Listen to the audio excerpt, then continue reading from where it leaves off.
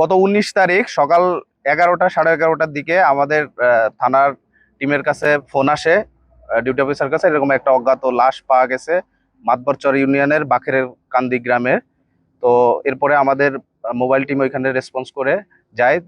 তারা ওই লাশটা দেখতে পায় এবং লাশটা রিকভারি করে নিয়ে আসা হয়। এটা একটা অজ্ঞাত নারীর লাশ ছিল, আনুমানিক বয়স 20 থেকে 25 বছর হবে। পরিচয় শনাক্ত করা যাচ্ছিল না, পরবর্তীতে আমরা তার পরিচয় শনাক্ত করি।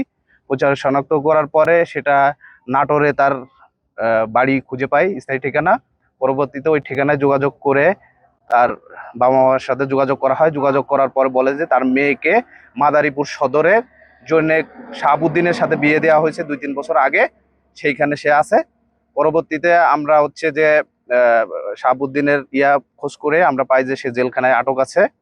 তো এরপরে হচ্ছে যে আমরা এটা র্যাব, পুলিশ, শিবচর থানা, আমরা এটা নিয়ে কাজ শুরু করি, এই ক্লুলেস মার্ডার নিয়ে। পরবর্তীতে পুলিশ র্যাব যৌথভাবে আমরা আইডেন্টিফাই করি এই জৈনেক ফারুক। তার বাড়ির পাশেই 300 মিটার দূরে লাশ পাওয়া যায়। সে এই ঘটনার সাথে জড়িত সম্পৃক্ততা কিছুটা পাওয়া যায়। সে তার ফোন দিয়ে ওই মেয়ে যেদিন নিখোঁজ হয় ওই দিন রাত 8টায় সর্বশেষ তার মার সাথে কথা বলছে যে আমি অমুকের সাথে আছি। তো এই ক্লু নিয়ে আমরা র্যাব, পুলিশ সবাই যৌথভাবে কাজ শুরু করি। পরবর্তীতে এই ফারুককে আমরা গ্রেপ্তার করি হচ্ছে রাজৌর থানা এলাকা থেকে।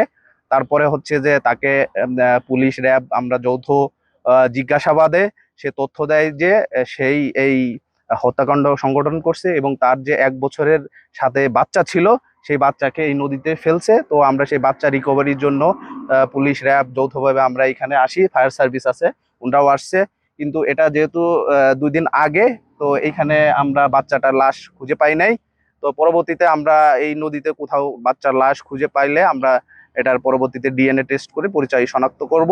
সোয়ান প্রপার্টিজ লিমিটেড তৈরি করছে নিরাপদ, স্বাচ্ছন্দ্যময় এক নতুন ঠিকানা। সোয়ান গ্রুপের একটি পণ্য। প্রাথমিকভাবে আমরা পুলিশ এবং র্যাব আমরা যৌথভাবে যেটা সন্দেহ করতেছি যে যেটা এখানে মেবি তাকে তার বাসায় নিয়ে ধর্ষণের করছে কিংবা করার চেষ্টা করছে। আমরা প্রাথমিকভাবে এখনো রিপোর্টটা আসে নাই যে ধর্ষণ হয়েছে কিনা। তো প্রাথমিকভাবে আলামত দেখে আমাদের মনে হচ্ছে সে ধর্ষণ হয়েছে। ধর্ষণ হওয়ার পরে এটা সে এই ধর্ষণকে ধামাচাপা দেওয়ার জন্য তাকে হত্যা করছে, আর তার সাথে যে 1 বছরের বাচ্চা ছিল ওকেও হত্যা করে এই নদীতে ফেলে দিছে। আর যেহেতু ওটা ডেড বডি অনেক বড় ছিল, ওটা আর ক্যারি করতে পারে না, ওটা বাড়ির পাশে ফেলে দিছে। আরো অব্যাহত আছে, যদি আরো কারো সম্পৃক্ততা পাই, আমরা প্রাথমিকভাবে সন্দেহ করতেছি আরো 2-1 জন থাকলেও থাকতে পারে। তো আমরা যদি সম্পৃক্ত থাকে, আমাদের অভিযান অব্যাহত আছে র্যাব পুলিশের।